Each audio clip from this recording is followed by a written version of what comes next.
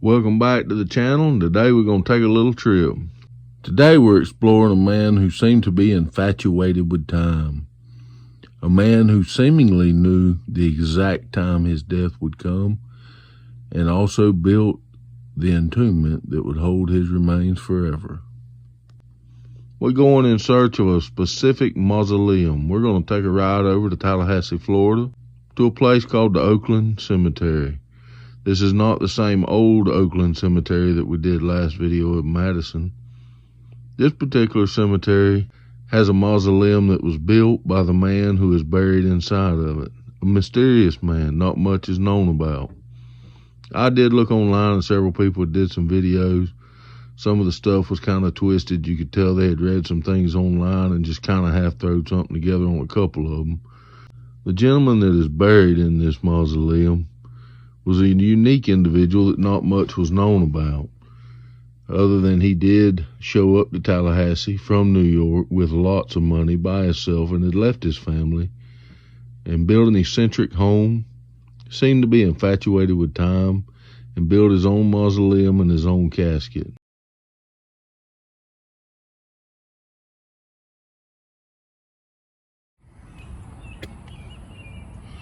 You can see the damage on this side of the door where it's been damaged. You can tell that is not the same door that was in the original pictures.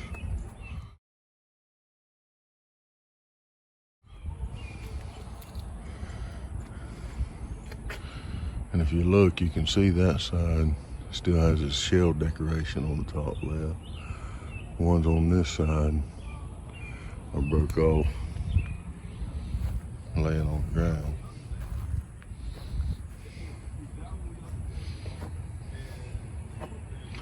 It's like it was set in like blocks.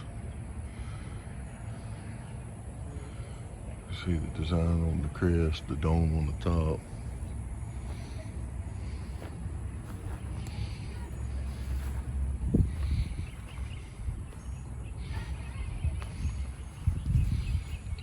This corner's broke off, got a tree growing out of it. Algae on the top. That corner's still there.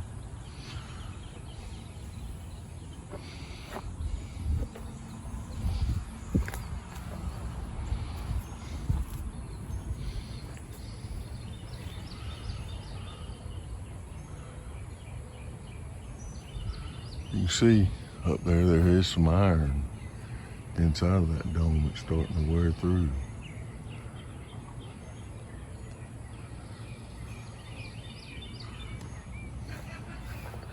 And then here you can see where the urns has been broke off. The brick that was underlying it. The one over there is turned over too. They were pretty fancy for their time. You can see they originally had some kind of design. They were also filled with brick. Makes you wonder what's set on the top of them. Maybe plants.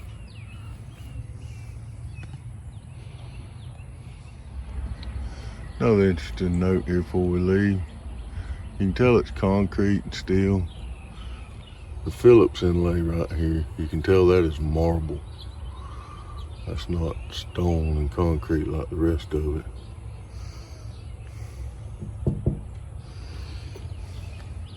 And you can tell that's, I don't know if the original door is still there or not.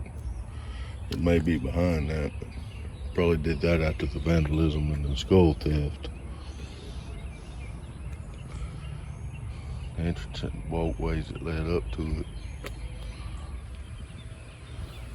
Wonder if at some point it didn't have some extra columns. You can see the round piece sticking out there. See if there's one on the other side.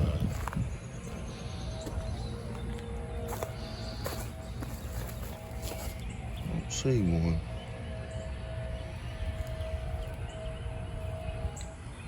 Contrary to most of today's design in cement, you see how big those rocks are. They're within that cement where it has fell apart. A lot of voids in there. And it appears not just to be a globe on the top if you look. A lot of stuff growed up over it, but It's kind of like a crown with a globe sitting in it. And then the final piece on the crown you can't see in this picture because the limbs got it blocked. But we'll post some pictures throughout the years that's been took of it in the end. So we're going to base our story today as we check this out off of a column that was printed by a man named LeRoy Collins, who actually was also a governor of our state at one time. Now, the story that he printed was taken directly from a gentleman that was an attorney for Mr. Calvin Phillips, who is our subject matter for today. He's the gentleman that built his own mausoleum. The story that he writes off of is based off of the attorney and one of the few people that got to know Mr. Phillips very well. A gentleman by the name of William C. Hodges. You may know that name. He became a senator. Senator William Hodges. He was also the attorney for Mr. Phillips. When Mr. Phillips showed up in Florida, the first thing he did was he went to set into building a small home.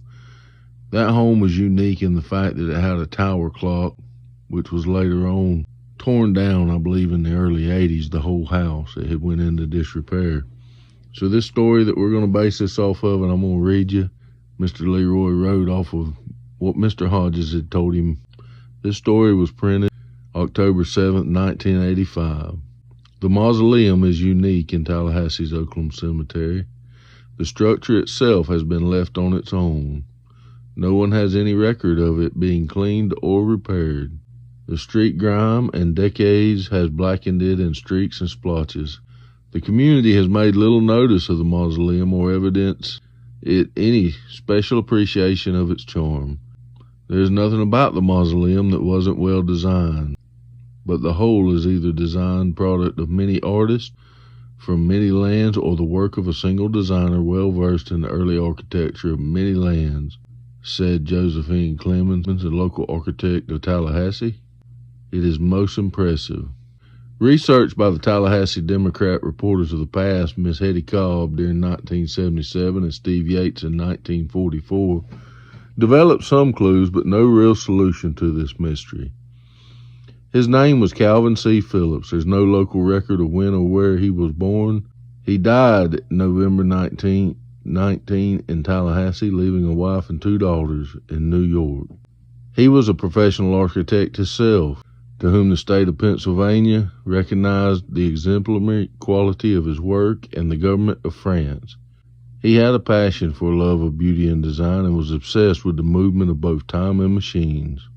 He purchased the lot this mausoleum is built on for $25 from the city in 1907.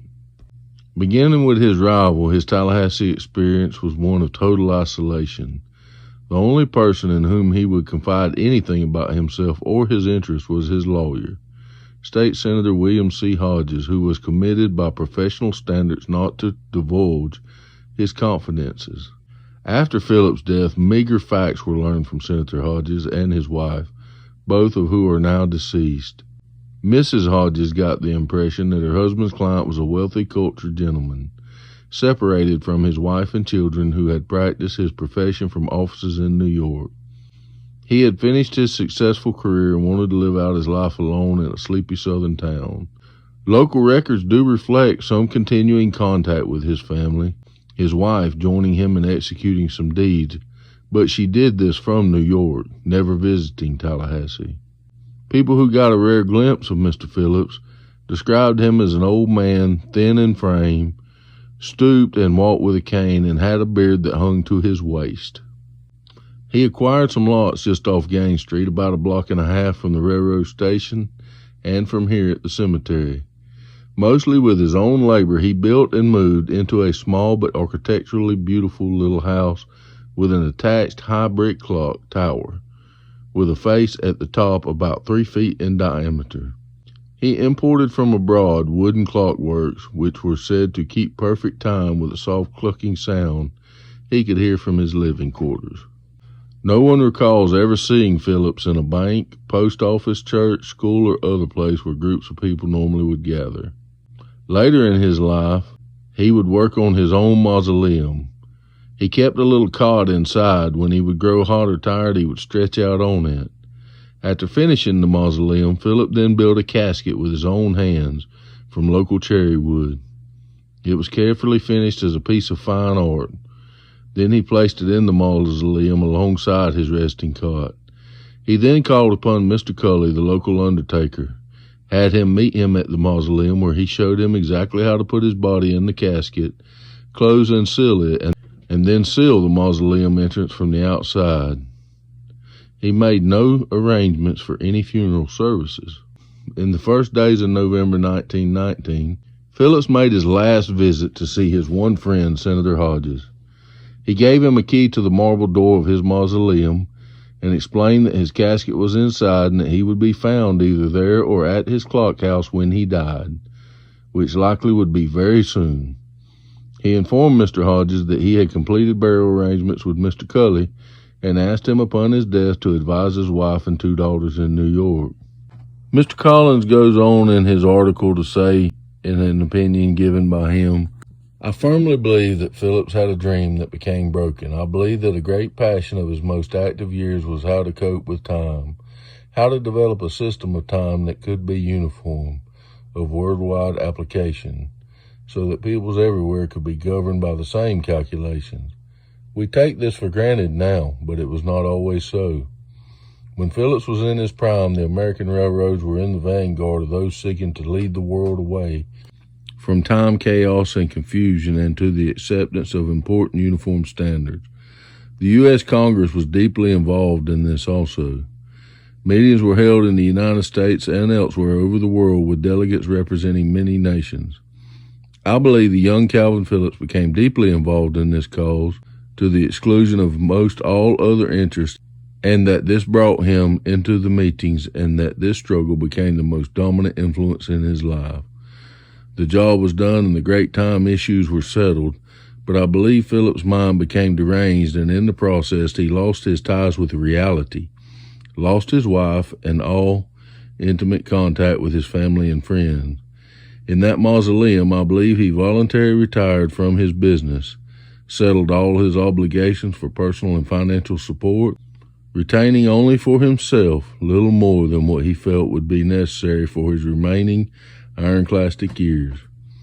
This is when he moved to Tallahassee after breaking all prior love relationships with others and after determining not to make any new ones. That is how I think he lived. This is how I think he died.